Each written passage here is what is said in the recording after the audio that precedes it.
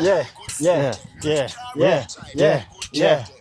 That's a kid that's it. Yeah. I'm on sing.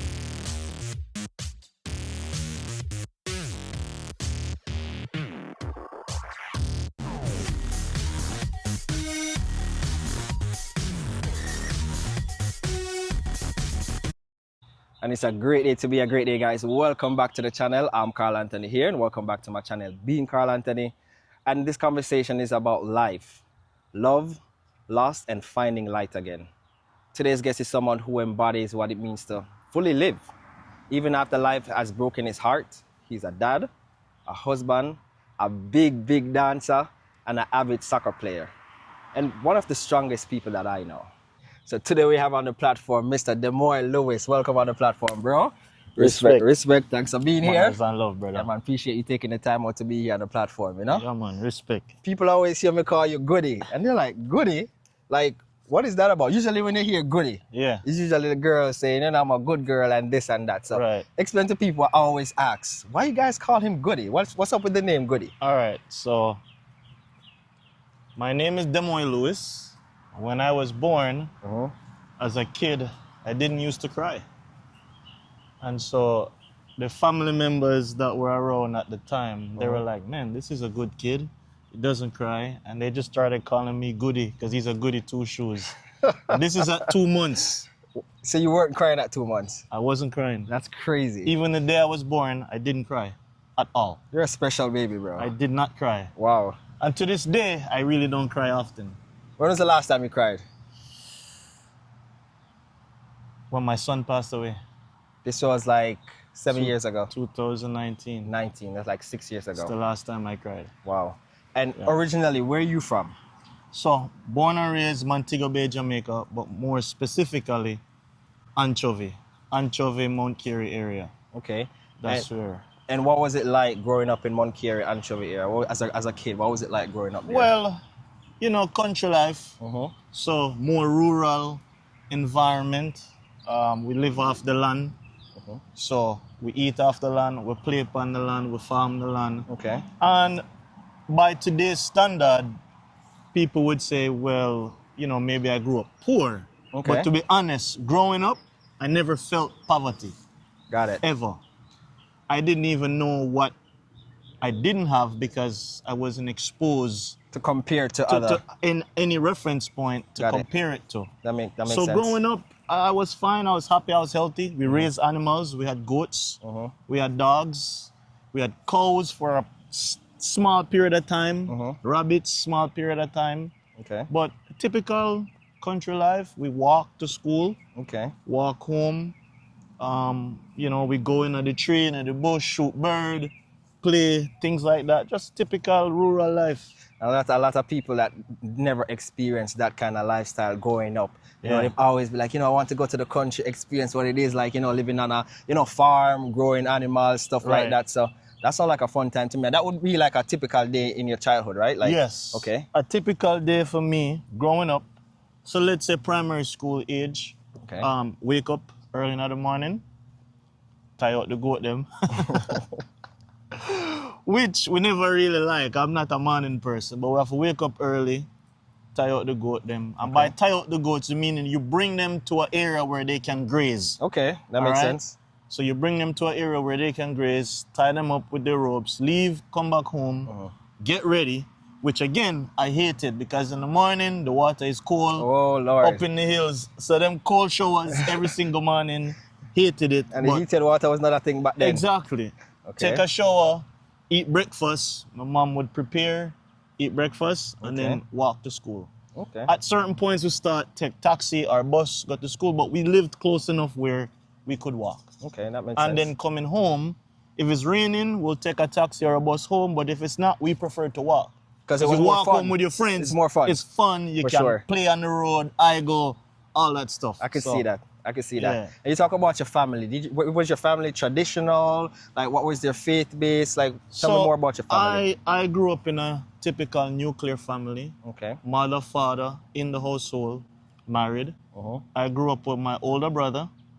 I now have a younger sister, but we didn't grow up with her because she's born 17 years Oh. younger than me. Actually, a huge gap. She was born on my birthday. Oh, wow. So Yes. you guys share the same birthday? We share the same birthday. Wow. We're both born on a Wednesday. We're both born at 7:30 in the morning. Wow, that's crazy. 17 years apart, same mom, same dad. So what was it like being 17-year-old, like a 17-year-old, and you're having a younger sister being born? Because this time you're getting ready to graduate high school, correct? Absolutely. This is the year before I left Jamaica. It was a weird, interesting feeling. The birthday gift was a younger sister. I'm happy about that. But also being a 17-year-old, I was thinking about going and partying and having fun with my friends, but I couldn't, at least not that year. Okay. Because my sister was being born. So you had to I play was, your part, big brother. I was in a hospital, and at that time, my brother had already left to come overseas. Okay. And so I was the only one that was there. So I had to stay and play the big brother role. So as the middle child, you were playing the big brother role there. Okay, you play your part. And you went to Anchovy Primary, correct? Yes. Okay, so what kind of student were you at Anchovy Primary School? To be honest, I was probably an overachiever. Okay. School-wise. I've never finished outside of the top 3 in my class in primary school.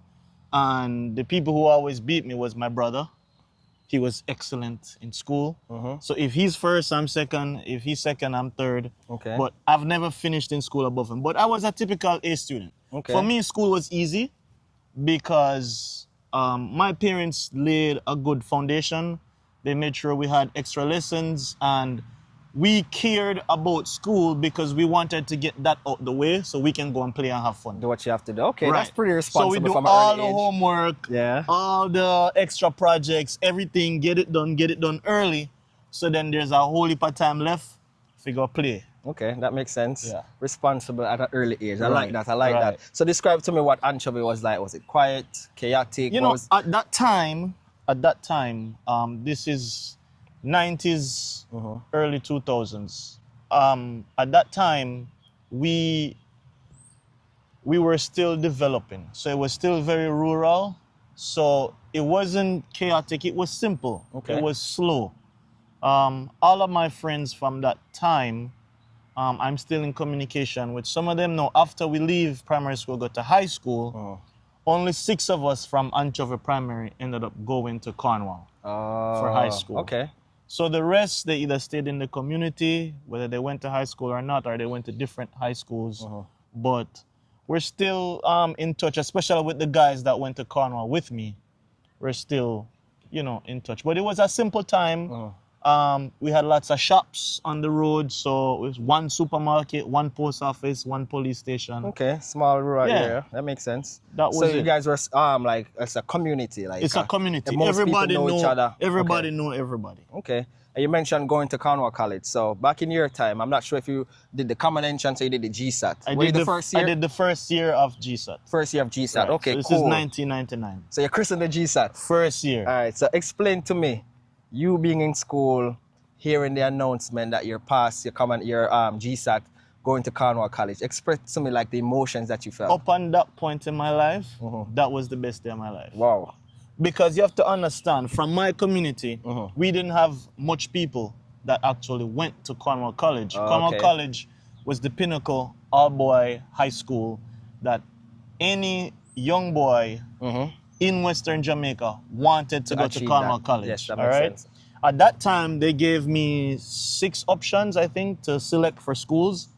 And I just told the teacher, I want Cornwall as my option 1. You can fill in the other 5 with any other school, I don't care. The confidence. And the teacher said to me, be careful, because if you don't get high enough scores, they're going to give you one of your options. So you should put them in the order that you want. Okay. And I told her, put Cornwall, number 1. Put any of the other schools, it doesn't matter. Because I was 100% sure that's where I'm going. Yo, I love the confidence. You're responsible. You're a confident young man. Boy, I'm telling you, I love it. I love it. So you're leaving Anchovy Primary. Yeah. Now you're headed to Cornwall College. This is a different ball game. Different. Because you're leaving Anchovy, where it's such a small rural Yes. community, to link up with these. It's such a diverse community once you go to Cornwall College. Yes. You're linking up with all different kind of men of might. Yes. Explain to me, how was that? It was very eye-opening. Okay. So Cornwall was my first experience on more diversity in background, diversity in socioeconomic standards, and the education level, because Cornwall collected all the kids from younger ages that were at the top of their class and put them all together.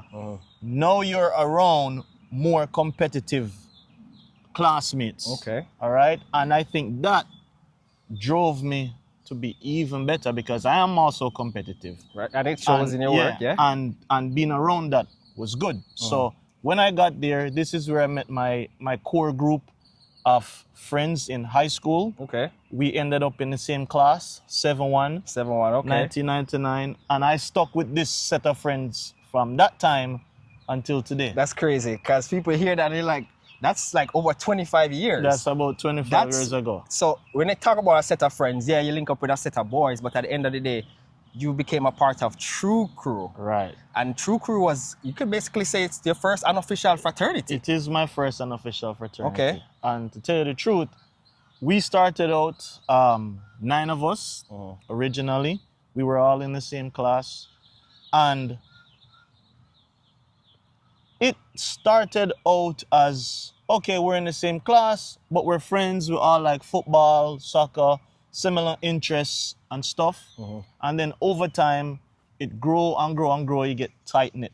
Okay. We've had members that were initially a part of it that, you know, they kind of fall off and distant with communication. And we had new members that joined maybe 10 years ago, 5 years ago, 15 years ago.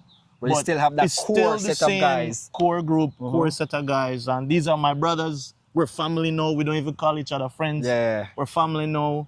And that's how you start to meet your extended friends and your extended families. That makes sense. You know, I met you at Cornwall. Right. And I met you because you're related to Nuki. Yeah. Exactly. Yeah. So that's just how you build a community around you.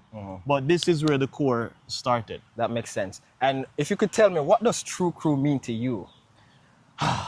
What is it? What is the camaraderie? What is the brotherhood? What does True Crew mean to you? That's a heavy one. To me, it's family. All right? At the core, it's family. These are my brothers. I don't really have a lot of, how would I say?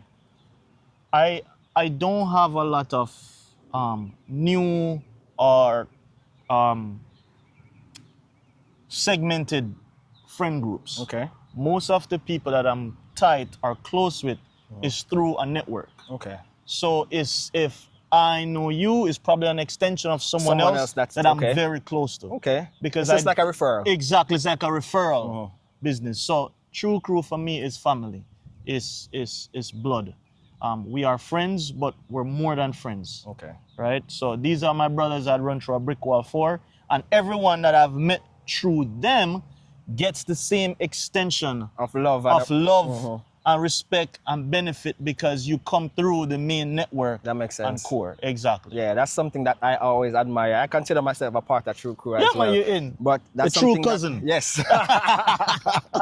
For real. So, and people, whenever we post on like Instagram or any platform, people always say, yo, like that's something that I admire. Right. People look up to you guys for keeping that close knit, keeping you guys are like a family. Right. You know, so that's something that people always look up to, and I encourage you guys to continue going because it's not just you now. You guys incorporated your family, your families, your wives, we have your wives kids. now. We have kids now, and we try to at least once a year link up as a group where there's at least 6 members. Okay. So we try to keep that up annually. And that's what family is about. I love it. Definitely. This year, where is it at? This year is in Mobe. Okay. It's in July. Okay, love it. Yeah, man. So you're invited, of course. Once you go to Jamaica, here comes True Crew. All right. So you went to Cornwall College. Tell me some of the activities, the extracurricular activities that you partake in being at Cornwall College. So at Cornwall, I ran track. Okay. You think if we do like a quick race right now, you can beat me? You have no chance. I'm going to go on warm up. You never know. You never know. You have no chance. You have no chance. No, I ran track at Cornwall competitively. I went to Champs 2005 to represent Cornwall in the medley relays. What segment of the medley did you run? I ran the first leg, the 400 meter. 400. Okay, so I was lead off. For people that don't know what the medley relay is, what is that? So the medley relay is a 4-person relay, and there's 4 legs, first leg is a 400 meter. The second and third leg is two 200 meter legs, and the final leg is a 800 meter leg. So I ran the lead off leg, the 400 meter leg. So I ran track at Cornwall. I was heavily involved in Key Club. Oh, that's heavily involved in Key Club. You brought me back with that one, bro. Yeah. Key Club. Key Conventions. Club. We had conventions. Oh, God, boy. And, you know, I'm not sure if you know, but I represented Jamaica at the Key Club level. So yes, I remember. I was the national district secretary and treasurer. I remember that. For all of Jamaica for Key Club while I was at Cornwall. And I think Rashid was a part of that. And Rashid, he was on the international board. So he actually represented multiple islands in Key Club. So I was heavily involved in Key Club. I was also the deputy head boy. Of Cornwall College? Yeah, of Cornwall College while I was there. So that's like the second in charge student at the student government body level. Okay. And we play football, fun. I wasn't good enough to represent Cornwall like in D Cup or anything like that. But you've gotten better. You're better I've now. gotten better over the years. Self-taught, right? I play for fun. I love it. Yeah. I play for fun, self-taught, but not at the professional level. So while I was there, we just played socially. Okay. Because we love football. That makes sense. Right? Outside that, I was a part of the science club. You know, math competition, that type of stuff. But the main thing was Key Club and track and field. Okay, that makes sense. All right, and then football just socially. Makes sense. Yeah. Were you part of the girls' club too? Where you go wash your face after school? All right, I'll be honest. I'll be honest. Okay. All right.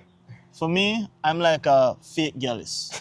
All right. So I am not a womanizer or anything like that. But you know, we still love a woman. Them at this time, young youth, you try to, you know, put your best foot forward. But I was always more like the relationship type of guy. Okay. Yes. Making yourself look good on camera. I love it. Yes. But So the thing about Cornwall College though, you just have to wear the epaulette, you know. Oh, of course. You don't even have to put much effort in. Of course. If you're from Mobe, if you know, you know. Yeah. You just put on the epaulette and that was it. Yeah, until you start wearing the tie and then, you know, you graduate from the epaulette thing, white shirt and tie. Okay. Upgrade the thing.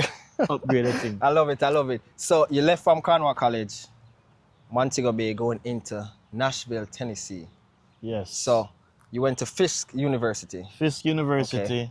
And how was that transition like? So this is... As it pertains to just like financial stuff, did you get scholarships? Like, how was it for you? Was it a difficult time? Right. You know, diversity and all of that stuff. So, to be honest, let me just bring you back a bit. So I left Cornwall to go to university 2006, all right? Now, leading up to that, I did not know what I was going to do with my life, to be honest. Okay. It was kind of like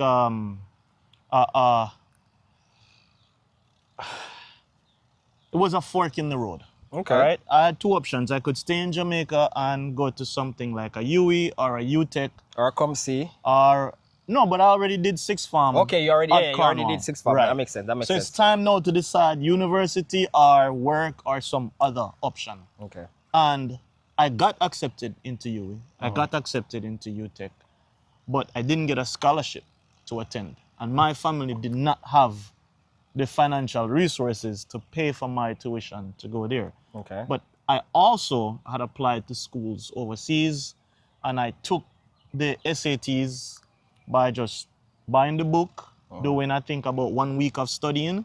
I took the SATs and I got excellent scores. And I got 5 offers overseas to go to university. Okay. Now, granted, I don't know any of these schools. So I'm thinking, okay, how am I going to decide which one I'm going to go? There's a school in South Carolina. There was one in Texas, one in Nashville. Were they all HBCU or? No. Okay. It was like 3 HBCUs and 2 PWIs. Okay. In any sense, 5 offers. And I just sat on it, and then I find out another member of mine, Nuki, who was in True, he did the same similar thing by taking the SATs, and he got some offers as well. And Fisk was the common one. And the one common offer between his and mine was Fisk. I said, all right, I guess we'll go Fisk. That makes sense. And then I had another brethren of mine who also went to Cornwall, William Anderson. We call him Willie. He also got an offer from Fisk.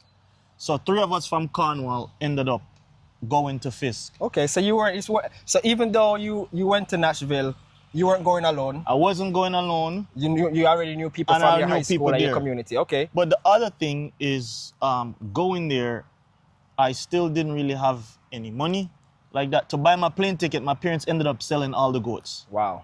So that's something. That's sacrifice right Yeah, there. something I always like thankful of the goat them because them bring me through primary school and high school and at Thanks the to the end, goat.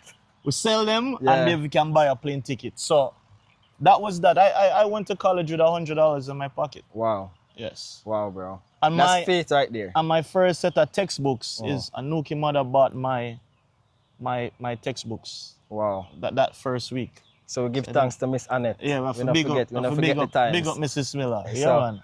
what was the culture difference? Explain to me. You're leaving from Montego Bay going to Nashville. Did you have any culture shocks?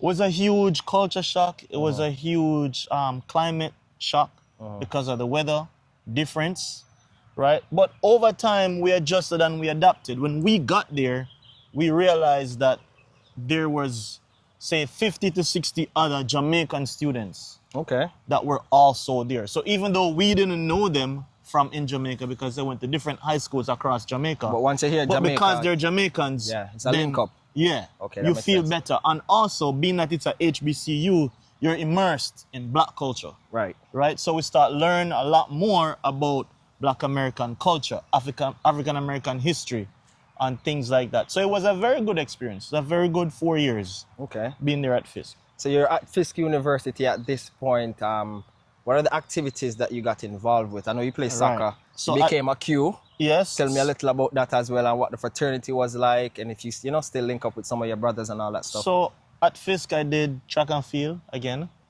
I started playing soccer for Fisk. I was good enough. Okay. I was good enough to make Fisk team. Okay. Couldn't make Cornwall team for soccer, but the thing about Jamaica football is so much more competitive than it is in America. So I definitely understand that. So soccer, track and field.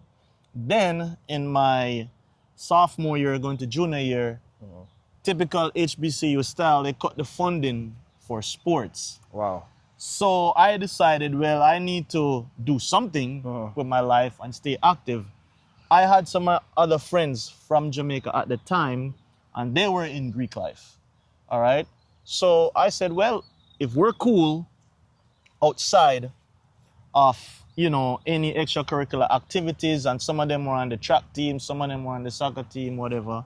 And then I started to get more interested in Greek life and decided, I think I want to join Omega Psi Phi fraternity. Okay. I think I want to be a Q. And what was your deciding factor? Because there's other options that you could have chosen. Yes, I could have went Alpha, but for me, I already had real friends that were a member of this organization already. And because of that, I wouldn't have to be fake or, take on any new personality to fit in. You already feel like you have a genuine connection with them from before. That makes sense. So that's why I decided to join. And it was good. I joined the organization in fall 2009. I'm still active member now. I am an active member in the Miami grad chapter. And I'm still in connection with most of my brothers. Your bros. And I even have one that lives locally here as well, that we still link up and, you keep the link. Because again, it's about friendship, right? And friendship is essential to the soul. That's our motto. Okay. And you have to think, I am someone who believes in real friendships, whether we're in a fraternity, whether it's True Crew, whether it's your network of associated friends. I just like genuine friendships and connections.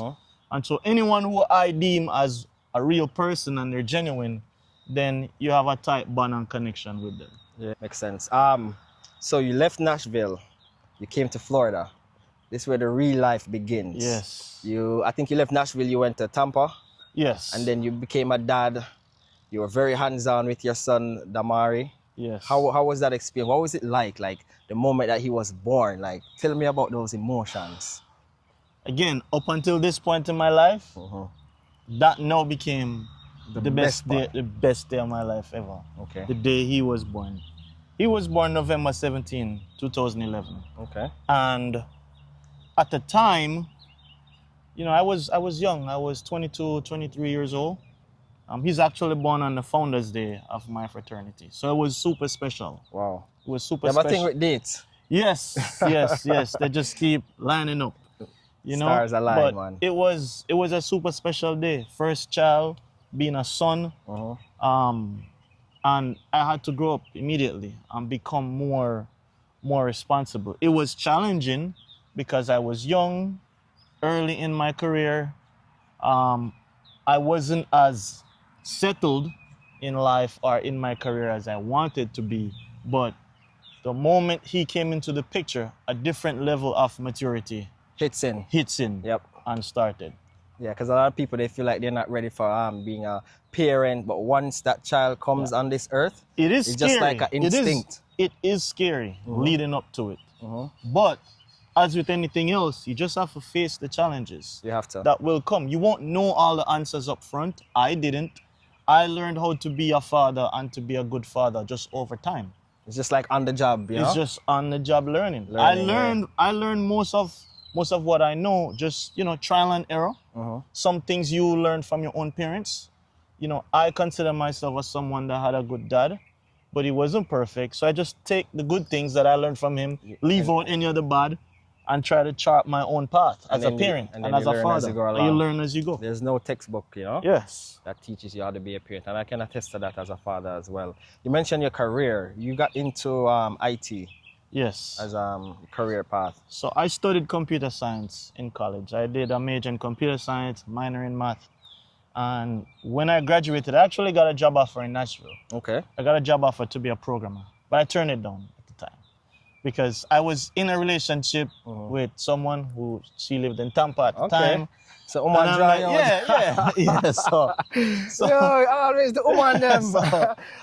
yeah, I decided, I'm not gonna do that. But I was confident enough again that if I go to Florida, you were able to. I was still able to get a job. That makes sense. No, it took a while to really get something in my field. So I had to take on some initial roles, just doing things that wasn't in so you the have IT field. Something coming in Exactly. until you get there. Yeah, that makes sense. Until I did land something, work my way from, you know, entry-level IT jobs and start building the basis for my career and then work all the way up.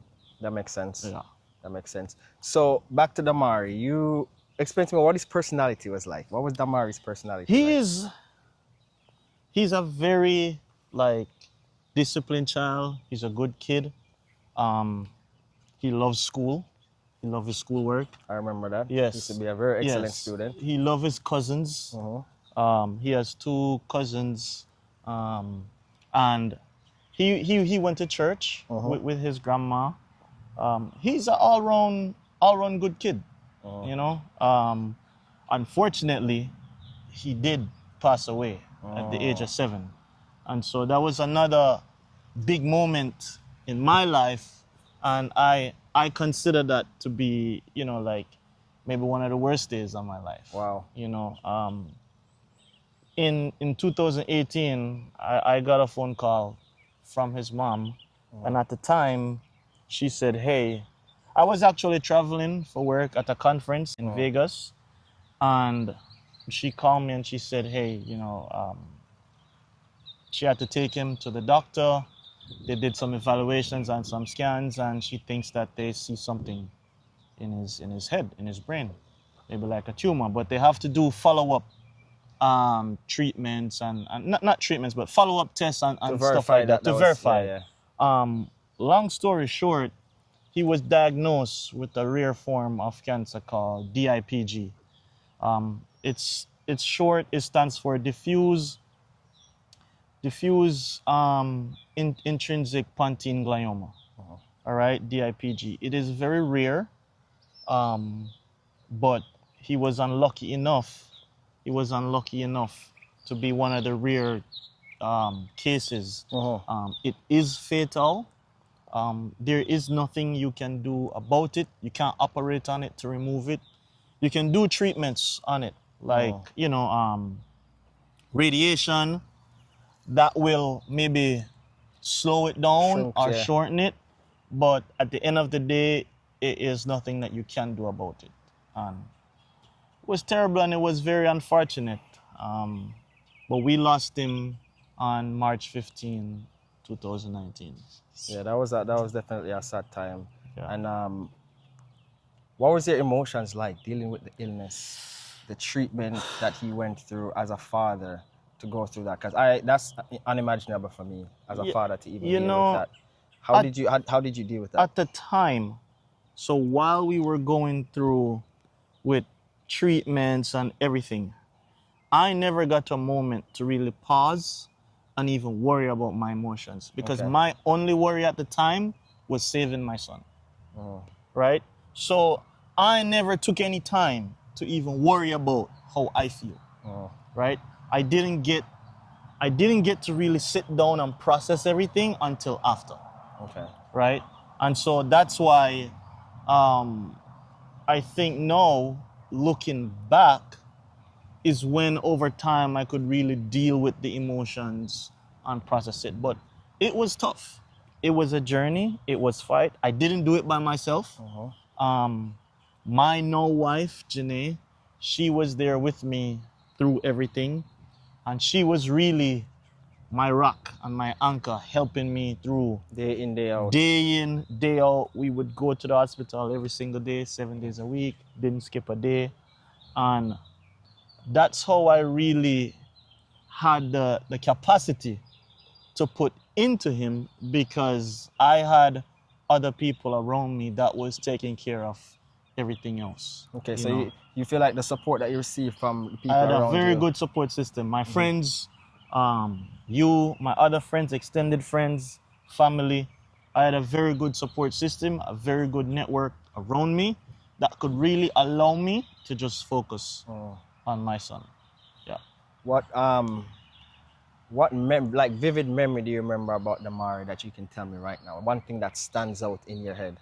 Well, I know his favorite cartoon back then was Caillou, and he loved Caillou. He was reading at a very early age.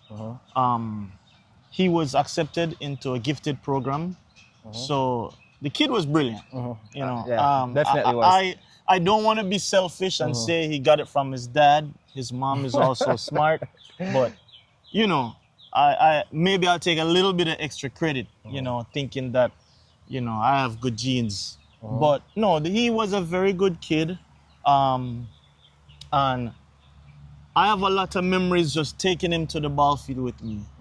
Spending time at home in our room, just reading, doing fun things, watching the TV.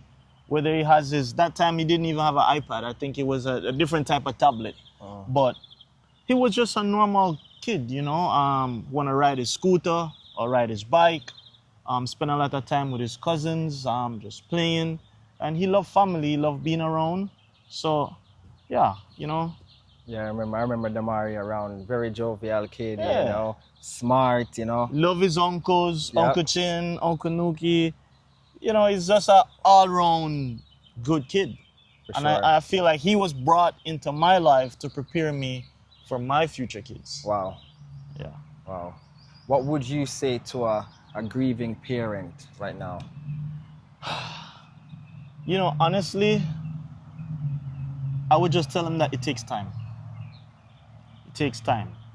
Because I don't want to tell anyone that This is the way. this is the way to grieve. I don't think there's any set way to grieve, especially losing a child. That's very tough. It's very difficult.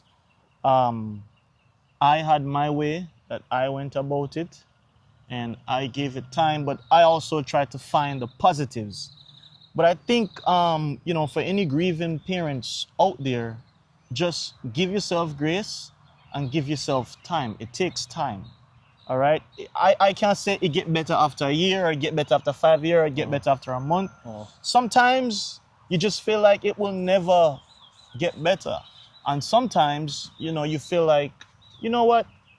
I'm at peace. I'm at comfort with, what happened. And it wasn't my fault or anyone else's fault. It's just destiny, right? And things happen that way. But one important thing I would tell everyone is to live a good life. And what I mean by that is, if me and you are friends, I'm going to treat you good as a friend. God forbid if anything happens to me or if anything happens to you, I don't feel guilty like I shouldn't have done that, or he shouldn't have done that, because you try to live a good way with people, whether it's your kid, whether it's your own parents, whether it's friends, family. Try to live a good life best as you can. None of us are perfect, but try to live a good life. That way, when things do happen, right, we don't feel guilty when we lose someone, or people feel guilty, you know, God forbid, if we're gone. So I just try to live a good life with people. That makes sense. And it goes back to the saying that says life is too short. And it sounds cliche, Yeah. but it's so true. You Yeah. know, you have friends, like you say, family, just do the right thing, Right. love on people, you know, love on the loved ones, and, Right. you know, just embrace them each and every day. Exactly. And with Father's Day coming up, Yes. you happy Father's Day, by the way. Thank you. Happy Father's Day to Thank you. you, sir. Thank you, sir. You just lost your father. Yes. So in the midst of everything that is going on, how are you dealing with that? Well, again, it's also cancer. So I lost my son to cancer, lost my dad to cancer. I lost my dad on May 4th, 2025. I'm taking it a day at a time, because right now it's still fresh. We're still processing it as a family. But again, I have nothing but good memories with my dad. I looked up to my dad. I consider my dad one of my role models. He was far from perfect, but he was a good father. And he was the type of person that, you know, he's outside, he's building stuff, he's showing us, his sons, how to do things. He's the one why I'm very hands-on.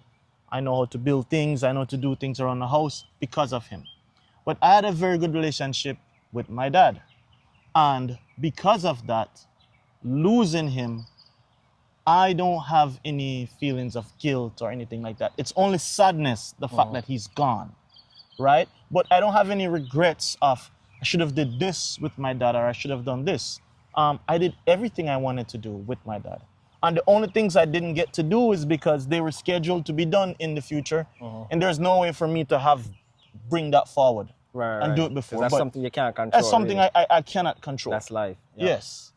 So, you know, I miss him. We're going to miss him as a family. You know, I live my life as sort of a bald Rasta man. My dad was a Rasta. So your dad was a Rasta, Yeah, okay. my dad was a Rasta. Good with vibration the dreads. always. Good vibration, always. That's the reason why I live. Try way to you live live. good with people. I live the way I live. I mean, because I consider myself a Rasta at heart. At heart, yeah. Yeah. And you know, you can't call yourself a Rasta and you live bad with people. Nope. And you know, It doesn't fit. It don't fit. Yeah. It's not right. Yeah. You know, if we try to have a clean heart, again, none of us are perfect. I'm not portraying my dad to be perfect or myself to be perfect, but it's just striving to be good or striving to be better. We just lead you to a place where, you know, you just live good with people, you have disagreements, try to work it out. Makes sense. Right? Whether this is in your personal relationship or with friendships, acquaintances, Family, at work, in your whatever. career, family, whatever.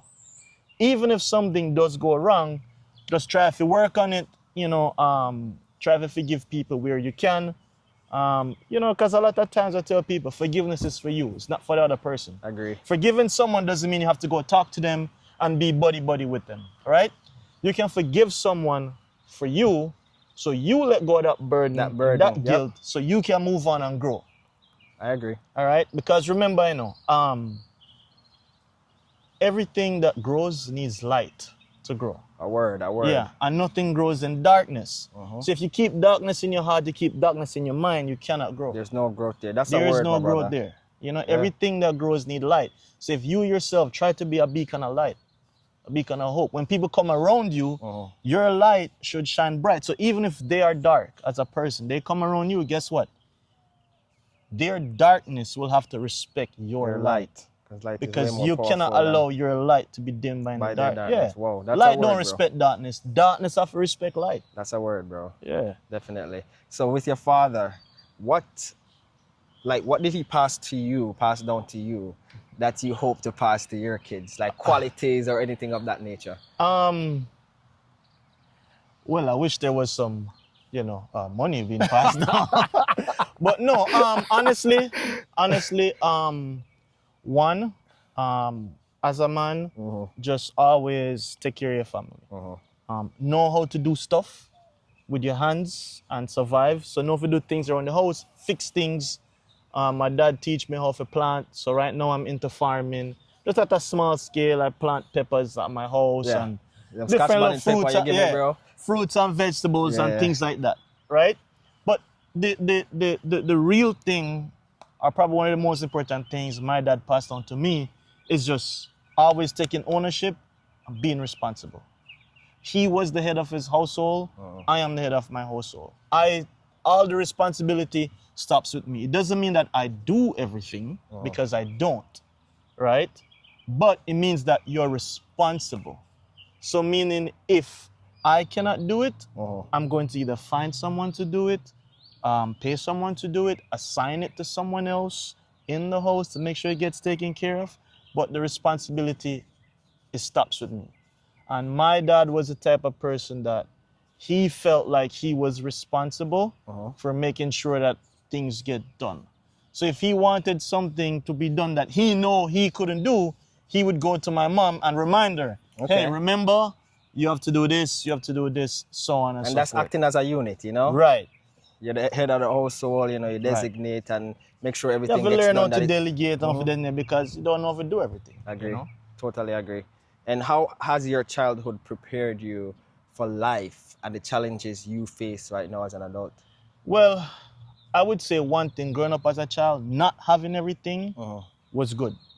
It prepared me now to, one, I can do without things that I don't have, but it also gives me the drive of being successful and going for what I want, just to know that you can achieve it, right? How you start out in life doesn't determine where you end up. Wow. All right? So your beginning is not a reflection of your future destination. That's a word, So bro. just remember that. You can come from any background or start out anywhere and arrive at the same destination as long as you put your mind to it and put the work in behind it. All right? So that's just, my beliefs as a child coming up is I saw what was possible. I didn't know a small kid coming out of anchovy can reach all the way a foreign until you see it and you do it yourself. Experiencing it, yeah. I was the first person in my family to go to college and finish college. Wow. All right? Yeah. So, So you're setting the generational trends here. Yes. I love it. Yes. I love it. Yes. I love it. So I hear they call your father Abraham. Where did that name come from, bro? Well, the legend has it that I have a lot of kids. So, since my son passed away, I've since had 3 more kids. Okay. Right? What are the ages? So, Damani, 5 years old. Delani, 4 years old. And Deja, she will turn 3 years old in July. 5, so 5, 4, 3. 4, 3, boy. Yes, yes. Steps. I'm just blessed. Yeah, it's a blessing, bro. I'm just blessed, and I'm very fertile. Apparently, my wife is very fertile as well. You guys didn't have a hobby back then? No, here's the thing. I think she needs a hobby. It's not me. When you say you have a hobby, it's just I have a hobby. She needs a hobby. You might be her hobby, bro. Yeah. Not just her hobby, but her hobby. Yes, not just the hobby, but their hobby. No, but I think we're done. I think we're done with the kids. You think you're done? I don't know for sure. I think we're done. I'm done. I don't know if she's done. I'm willing to be done. Seriously, You're willing? I'm willing to be done. I don't know. I have to see to believe it, bro. I don't know. Yeah, well, I don't know. I think this is it. Okay. I think 3 is enough. I think we have a good thing going right now. The kids are a lot. They keep us busy, And so we don't want to go back into that baby stage, right? I know my wife probably wish I do even more with the kids because she does a lot with the kids, right? She does a lot with them. And I don't think either one of us want to go back into the young baby stage. Now we have them at good ages. I think it's time for us now to just raise them and get back out there where we can start, having a little bit more freedom. That because makes they do sense. take up a lot of our Oh time. yeah, kids do, definitely do. Yeah. So you just go and embrace being an uncle as you get Yeah. the young nieces and nephews, you know? Yeah, so I'm gonna pass on the tricks and trades to you, Bro. so you can become the next Father This Abraham. man right here, only one Father Abraham, bro. Just keep the So title. you don't want any more? You don't? Right now, I'm not saying no. I have a beautiful daughter, you Right. know, and I'm enjoying her. So Princess Kaylee. yeah, let's see. Needs You a never sibling? know. She has a lot of cousins, bro. She has a lot of cousins right now, so she's enjoying that. But you never know. All right, You maybe never a know. son. So do you see your younger self in your kids Yeah. right now? Absolutely. Yeah? Absolutely. In all of them, but in different ways. Different ways. Okay, Yes. that makes sense. In all of them, but in different ways. Yes. Okay. Yes. So when it come on to your interest, you fell in love with soccer. Who taught you how to play soccer? You say it was self-taught. Self-taught. Okay. You have a go-to soccer move? Yeah, you know, go down the wing, cut it back, cross the ball. Who you say to that? Cristiano Ronaldo, the greatest, the GOAT. Okay, Greatest Christy, of all time. CR7. Yes. I beg to differ. Messi, one goat, but that's for another day. Your team is Manchester United, biggest club in the world. Come on, bro. Come on, man. Come on. when I say the biggest club in the world. The biggest club in the world. Don't ever disrespect, but we can also leave that for another day. biggest How club are in they the doing world. right now in the Premier League? Well, here's the thing. You can't just judge everything on right now. Right now, we're in a difficult period. And that was my question. How are they doing now? Well, we're going through a difficult period right now. And you guys just lost the We lost in a final, but that's irrelevant. That's irrelevant. We're just going through a difficult period right now. Okay. But we're going to come back bigger and better. Mhm. We're going to come back bigger and better. So soccer aside, you love to dance. Yeah, man. Were you the big dancer in the group? Big dancer. Wow. Mr. Waki. Mr. Waki. Oh, so badly. Yes.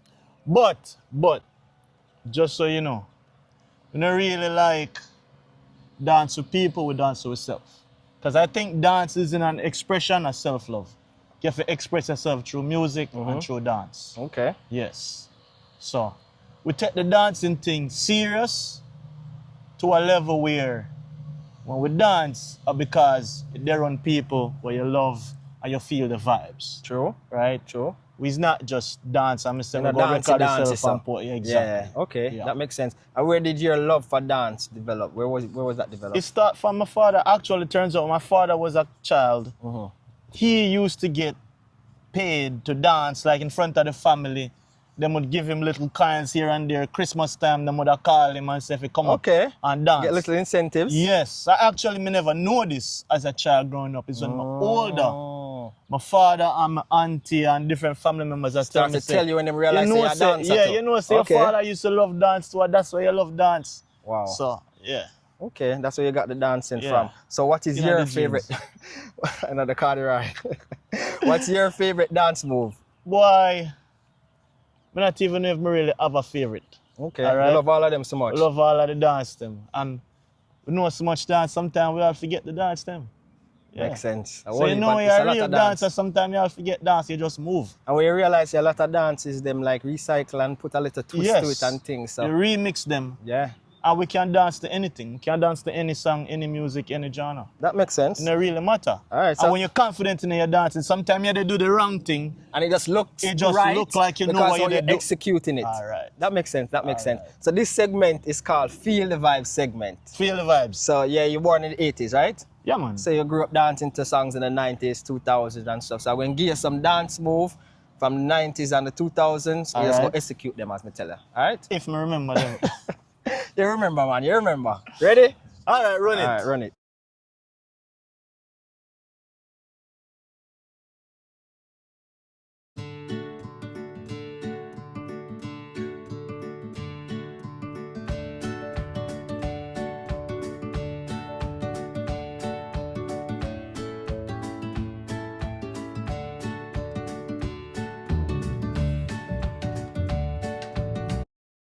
All right, boys. You ready? Yeah, man, run it. All right, first dance. Bogle. You True. Dash Oh, it the out. blase go. Yeah.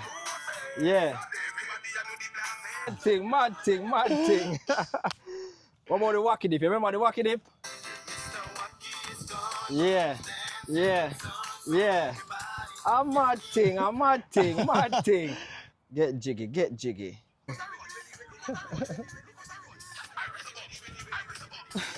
I ever so bongs. Dash with that. Give me a good thing them, bro. Good thing them.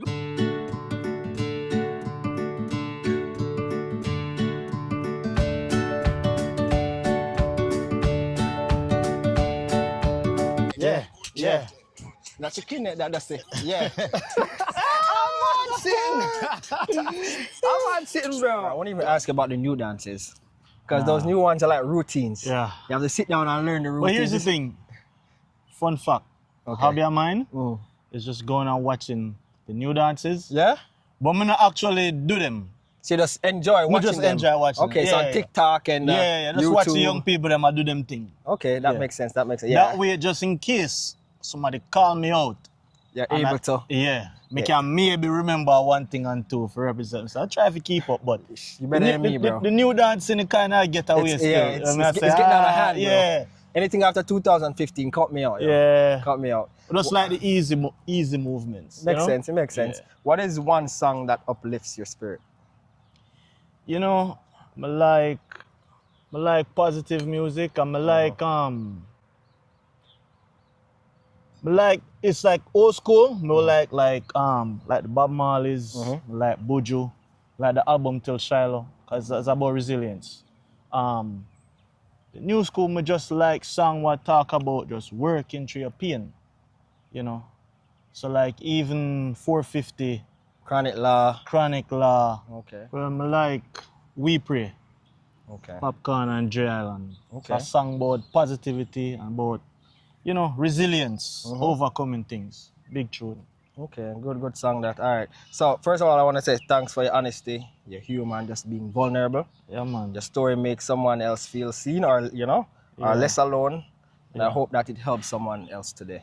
Yeah, all right. man. I admire your spirit, your love, and the love that you have for life and your resilience, bro. Yeah. You know, there's a quote that says, grief is not the end of love. In fact, sometimes it's the beginning of a deeper kind of love. Yeah.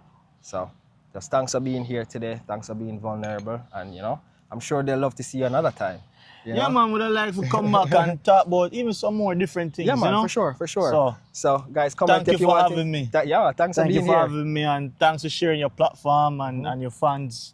Definitely. I'm sure they'll love you. Thanks for sharing your story. Yeah, man. Respect. Yeah, man. Respect. Thank you. Guys, thanks for tuning in again. And I always leave you with this. Be great by making others greater. Carl Anthony here. I'm out.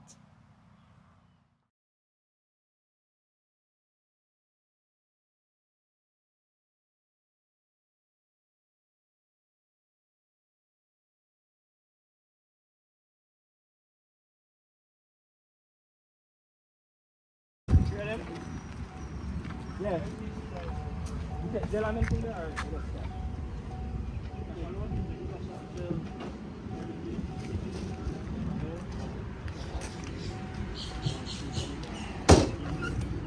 Where normally see this one? Oh, up and down, you know, really. Okay. So if you want to find out, what I find out? We got to talk a while ago, so we need to have the water. Come on.